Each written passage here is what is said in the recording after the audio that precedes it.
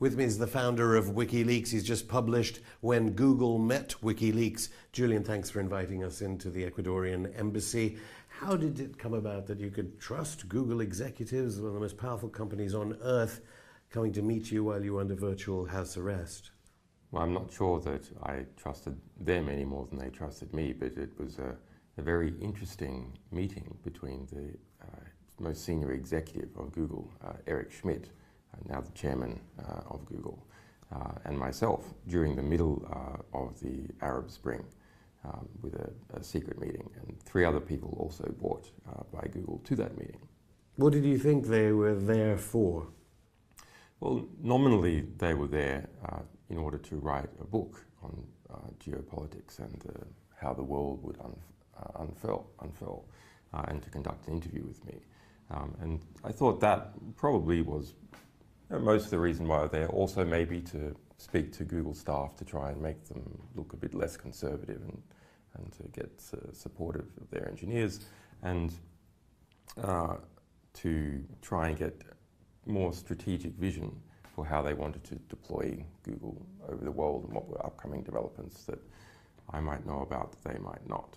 But it turned out things were rather different. At that time, before Snowden, before other elements from WikiLeaks, we didn't really know that the Don't Be Evil company was so entwined with elements of the US security state. And I know in this transcript, which makes up this book, it's a point you want to make. Eric Schmidt, his father worked in the Nixon administration, and he'd just written a book called Empire of the Mind, which you had read. Or no? Well, I hadn't at that stage. He had written an essay together with Jared Cohen immediately. He was then still Hillary's advisor, called Empire of the Mind. And that was right before the Arab Spring. And so as a result, there was a lot of interest in their sort of vision for what all that meant.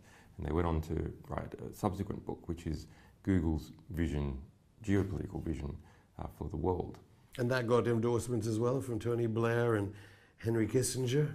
They got endorsements from Tony Blair, Henry Kissinger, Madeleine Albright, a cast of warmongers or actual war criminals, pre-publication, all set up pre-publication. And Henry Kissinger is in fact one of the central people in that book. But you know, it's fine for people to write books. The question to me became, why was that book written? It's a very, very strange book. And you actually met Jared Cohen. He was one of the people that came to meet you. And this is a man, and we must say that this interview is being conducted just days after the US Congress has authorized military aid to so-called moderate Islamists in Syria. There are airstrikes in Iraq. Tell me about this Jared Cohen.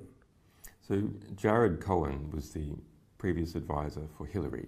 He jumped from Hillary to work to being the head of Google Ideas. And Google Ideas is an in-house State Department that Google runs. Its functions are essentially the same as the US State Department, to make alliances with various people, to bring together activists and security generals and so on, bring them together under Google ambit, and create various forms of networking, and even in some cases actively intervene with different governments to try and destabilize them. Now, I've read the book and listened to the audio recording. It's quite friendly. But in Empire of the Mind, there are clear sentences in here, things like greater transparency in all things is a dangerous model. Yeah, the position being pushed forward by Google at its most senior executive level to Washington is that it is the state who should determine what is published and what is not published. There should be a state body that oversees whistleblowing organizations, and they have to go through that state body before they can release material. And it's not just Jared Cohen. Jared Cohen's past and provenance. He used to work with a woman called Anne-Marie Slaughter, who's been in a lot of TV studios in America, head of the New American Foundation, and she's saying Britain usually involved as well, in covert funding in Ukraine. That's right. Anne-Marie Slaughter There's quite a very interesting network. Let me pull back a bit because it will get quite confusing if we go into all the details. But Google, at that executive level, has a revolving door with the State Department, and it is trying to become America's geopolitical visionary, because it is a company that is enmeshed into the world, into every single country, billions of people using Google services, Google collecting all that information from all those people, their emails, their geographic locations if they use Android-powered phones, and so on. And then the National Security Agency piggybacking on the top of Google and pulling information out of Google. So Google has a lot of room to argue that it is the edge of the way the world is developing economically and in terms of information and in terms of geopolitics, because it has to deal with all these countries. So the empire of the mind and the subsequent Google book is a calling to Washington, not to the general public, because it's not really a book that's readable by the general public, but a calling to Washington. And that's why those figures such as Henry Kissinger and Tony Blair and Madeleine Albright are there giving pre-publication endorsements. That's my interpretation. When you say 6 billion retinas see that Google homepage every day, they were advertising a John Kerry speech when America and of course Britain wanted, the governments wanted to get their people to endorse the bombing of Damascus. Right, so Google has a lot of advertising power. Its homepage, the most people see that per day more than anything else. Billions of people see various Google pages, whether they're from YouTube or the main search page or on the Android phone. So that gives Google intense ability not only to collect information about what people are doing, but also to project what it wants to those people. There has been a perception previously that Google, well, people just pay for ads and then Google displays those ads, and it doesn't actively intervene in terms of its ability to influence. That is not true. In fact, during the most intense moment of the debate in US Congress, whether Syria was to be bombed or not bombed, Google, on its homepage, put up a link in red, highlighted, to point directly to the Kerry speech. Well, I mean, that's one shocking piece of information. You did a couple of mainstream interviews about this book. Google, very quick to say, and perhaps uphold their countercultural public relations image and say, at no point do we have this connection, and we certainly don't give all the data you just said to the National Security Agency. The statement is written, it seems, by lawyers, and you have to be careful. They didn't actually say that. What they said is they don't give direct access to their servers to the National Security Agency. But that's not how the prison system works. How the prison system works is Google maintains a server and the FBI is involved at a sort of formal level in maintaining those interception servers, and then the National Security Agency is able to access those. So it's, but in practice, as we've seen, it's well documented in the Snowden documents, the National Security Agency can search most of Google's data for what it wants and does. How do you think Britain fits in with these sorts of policies and how Google works? Are there top-level connections between Google and our government? Well, there's been reportage from the Snowden material that Google's internal network has also been mass intercepted by the National Security Agency. So a number of things are going on here. You have Google as an institution. It is now the second largest company by market capitalization, $400 billion in the US, and it's growing ever faster and penetrating other countries.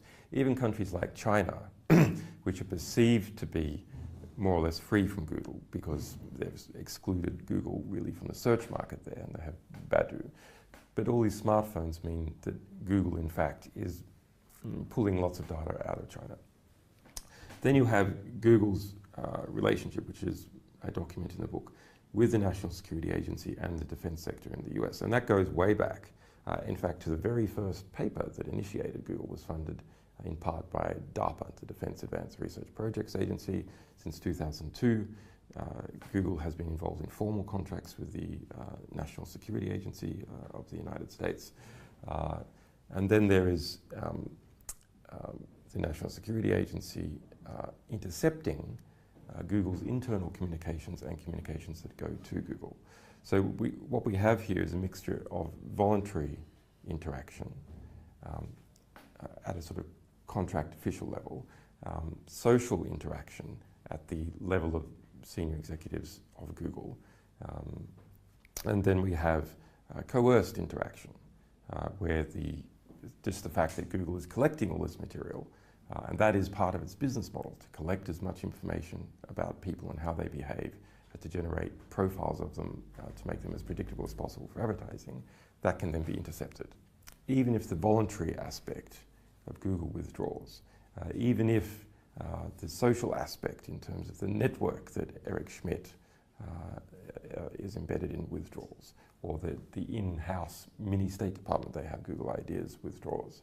The very fact that Google's business model is to collect as much information about people as possible, to make them as predictable as possible, means that the National Security Agency is just going to piggyback on top of that.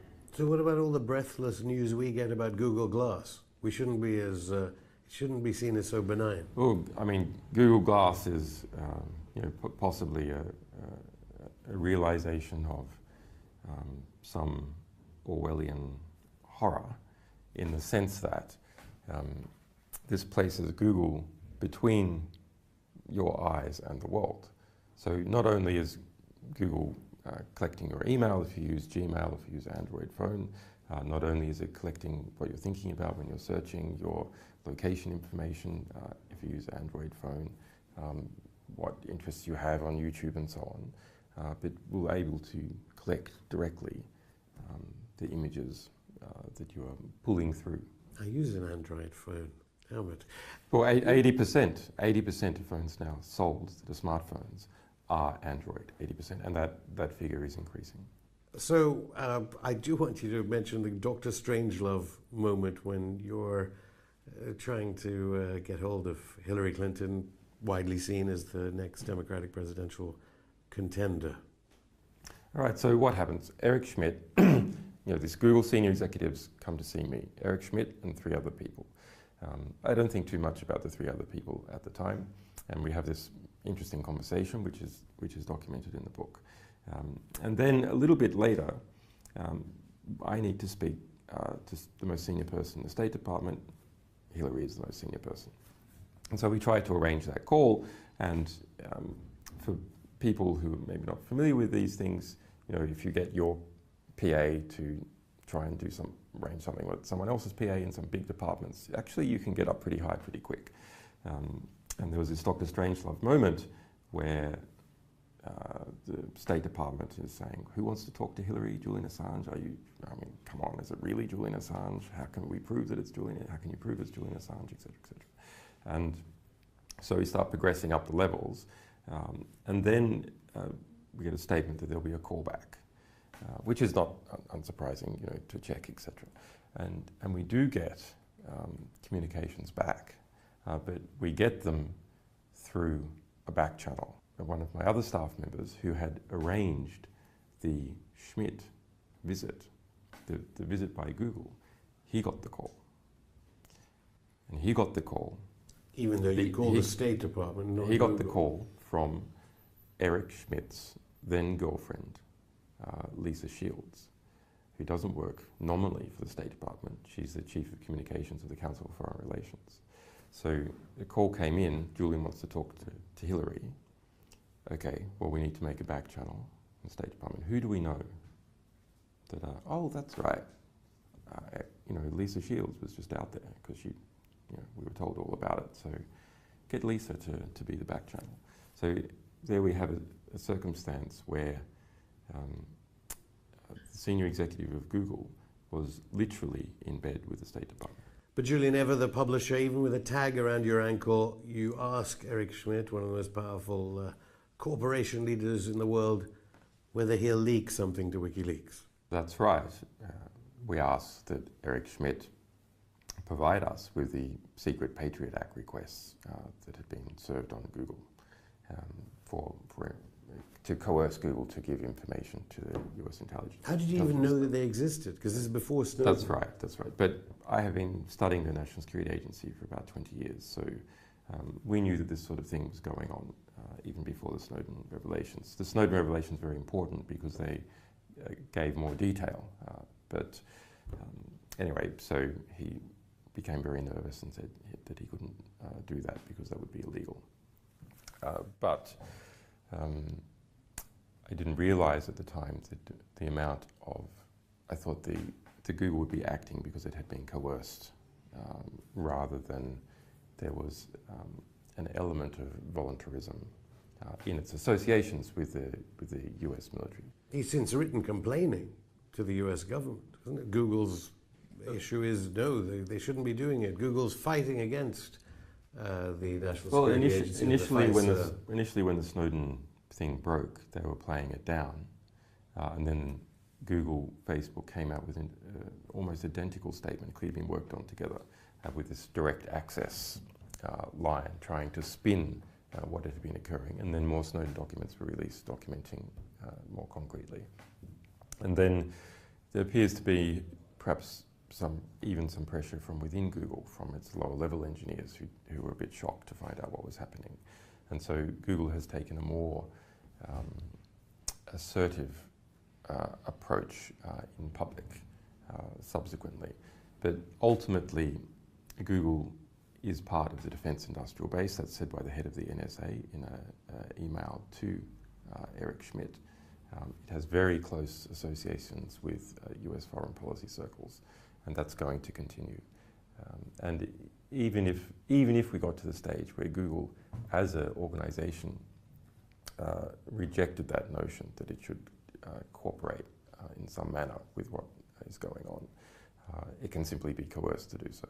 You say in the book that when it comes to WikiLeaks itself, the opponents of WikiLeaks opportunistically, they distract attention from the actual revelations, and this has been recurring in lots of WikiLeaks revelations. It's always the possibility of harm, and then they kind of forget about the revelations. Just tell me a little bit about that. Look, that's something that national security journalism has been facing since at least the 1950s, possibly even before. These are innocent, fair journalists, or they say this they are when they write pieces saying you're dangerous. Well, I mean, there's you have to understand that when one publication publishes a dynamite story, other publications don't have a story. And so they try and undermine the story in some way. They have to write something, so they will often do that. And then, unfortunately, a lot of those people are too close to the very powers that they should be trying to hold to account. If we go back and look at what the US military, Robert Gates and General McMullen, said about our publications of creating hypotheticals that maybe they would cause harm, our publications documented their involvement at a case-by-case level in the deaths of more than 20,000 people in Afghanistan and more than 108,000 people in Iraq. Those are the stakes that we were talking about. Not only the dissolution of two societies, but the deaths of over 100,000 people. And so when you want to distract from this, you just make the same accusation to the person that is making accusation against you. It's a kindergarten rhetoric. Your mother smells. No, your mother smells. I mean, it's really that pathetic. I mean, often it's been the most, in inverted commas, liberal journals and magazines that seem to attack you the most. You do say something that I hadn't realized before about the Guardian newspaper. We should make clear. Just to put down on record, in 2013, in the trial of Chelsea Manning, who was subsequently sentenced to 35 years for giving information to the media, and only for giving information to the media, there's no other allegation against them, that the General Carr, the person responsible for investigating whether any harm was caused by our publication, the US government said under oath that they couldn't find a single person who had been harmed. Not a single person. And yet, as I said, liberal publications from time to time, I mean, the big debate seems to be, and they have these think tank debates going, oh, the real debate is, you know, how much should WikiLeaks have released and what isn't and what is. You do say that The Guardian printed a decrypted password to all the cables. That's right. Tell us about why. Was it a mistake by The Guardian? I think it was probably a mistake, but it's a mistake that comes in a certain context, which is a context to rush. Basically, The Guardian was very concerned about what it had done and whether it would be aggressively criticised for what it had done in relation to us. So it had broken a contract, all 3 points of our contract, and there was a reputational fight on between us and The Guardian. And in that concept, it rushed to put out a book. And in that book, it put the decryption password for all the cables. That seems so bizarre. Well, it's just completely incompetent and negligent. And of course, you know, they were perhaps happy to do it because they didn't mind perhaps making problems for us. Elsewhere, you know, they did things that were much more serious. For example, they secretly gave all 251,000 cables to a Mossad contact in Haaretz. All 251,000. And that was the only country,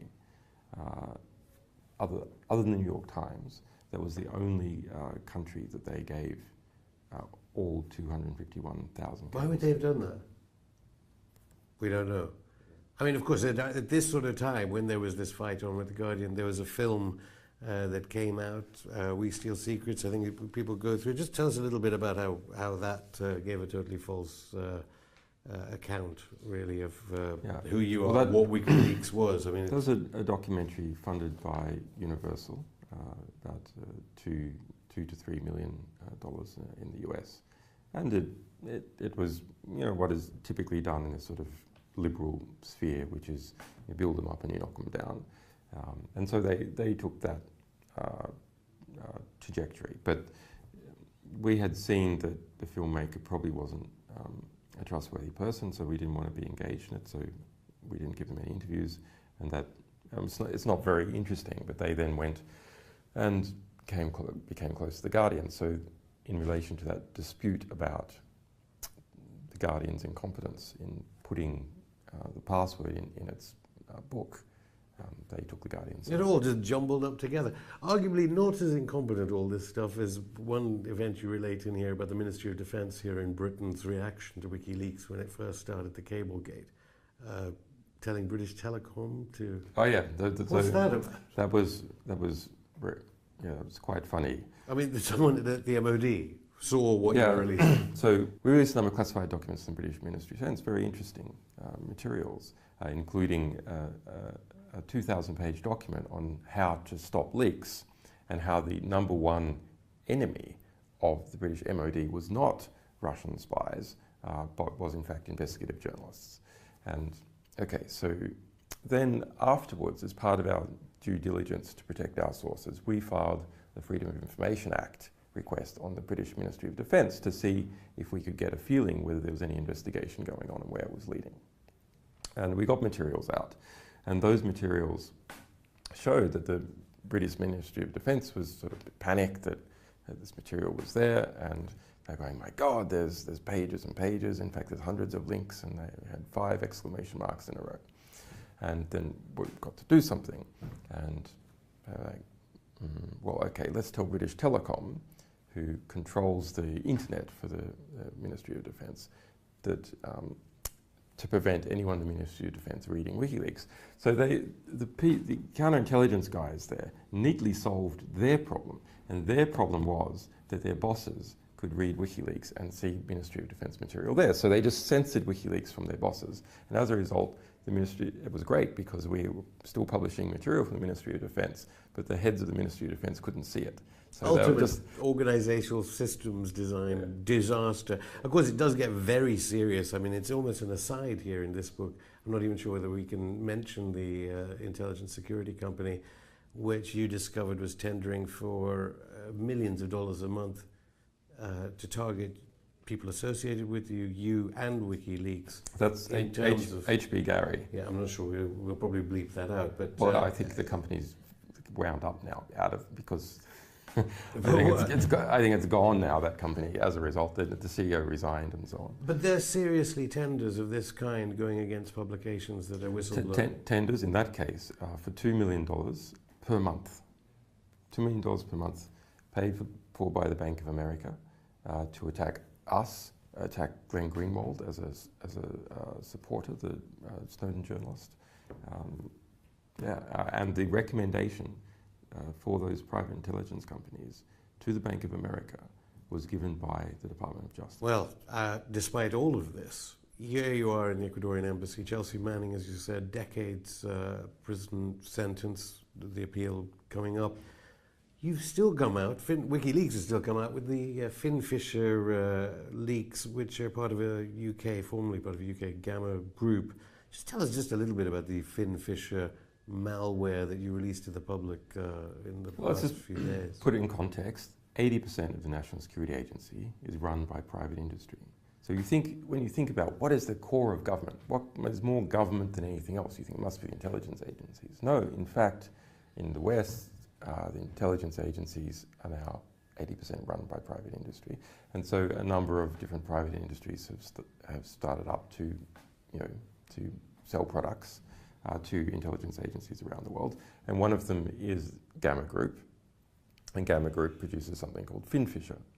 And Finfisher is actually a suite of cyber weapons to hijack people's mobile phones, to turn on the microphone on people's mobile phones, to pull information out of their computers and so on. And probably the most serious thing that it produces is a bulk Trojan system that you put in the major gateway of a country, or ISP, and then everyone's connecting to that. The Trojan goes back down and infects their machines. And the material that we published was the code itself to do that. Their command and control center, the actual infection code, and then interactions with their clients, their various intelligence agencies saying, oh, but this thing doesn't work for me on a BlackBerry version 2, etc. And so you get not only a list of clients and how much money that they've spent on this software, but some of the interaction with how they are engaged in targeting individuals and groups. And so populations in countries which... for example, in Bahrain, targeting an ally human rights. An ally of Great Britain, and with a Fifth Fleet also based in... Could be used against them. Let's go to the normal politics of it as well. You mentioned in the book at one point that there were once authentic actors like unions and churches, and how it's all been hijacked in a sense. You were depicted as free market statism. Yes. In this larger battle, how can what WikiLeaks does contribute in this battle? Battle of globalization, really. You mentioned politics versus wealth transfer. Yeah, well, we're in a position now that, that there's no other game in town other than the internet. It's not a matter of, we can't go back to the caves. If we do that, we cut ourselves off to influence the development of society. But what is happening now is a sort of these fluid, postmodern, public-private networks of interaction. I gave you an example. There's the National Security Agency, 80% being run by private corporations. And those private corporations, though, have shareholdings across jurisdictions. But the political actors that you might perceive to be working in the other direction, the NGOs, these meetings like the Internet Governance Forum or Sweden's Stockholm Internet Forum, is coming together to, what it seems, to create a new vision for a better world. These are funded by the same players. So Google and Google Ideas is funding a bunch of these, and they're captive and largely related to its interests. But similarly, the State Department and USAID and SIDA in Sweden and the FCO are also... Bono's One Foundation, the Gates Foundation, the New America Foundation, you go on. There is hope, though, in this book. I detected the political education of apolitical tech people being extraordinary. And as you said, I think before, that even at the height of the propaganda against WikiLeaks, 40% of the US population, with 900,000 people in America having security clearance. We have an update on that statistic now. The ACLU, in fact, ran a survey So that we have majority support, even in the United States, for people under the age of 40. Majority support. So despite the media propaganda, there's still majority support. So people can feel when the media is trying to push them. It's still media propaganda. Maybe not in Scotland. Well, but I mean, look, in Scotland there was 45% support of independence. That was up 15% compared to compared to a year ago when the campaign started. So, okay, they pulled out all stops. You saw the Swedish Foreign Minister trying to intervene in that campaign against Scottish independence, and both Clintons came out against it, and Barack Obama came out against it. The Australian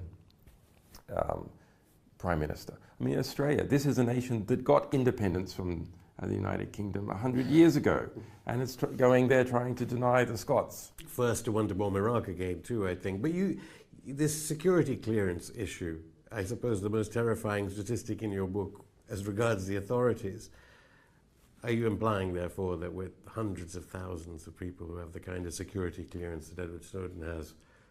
There are now 6 million people in the United States with security clearances. 6 million.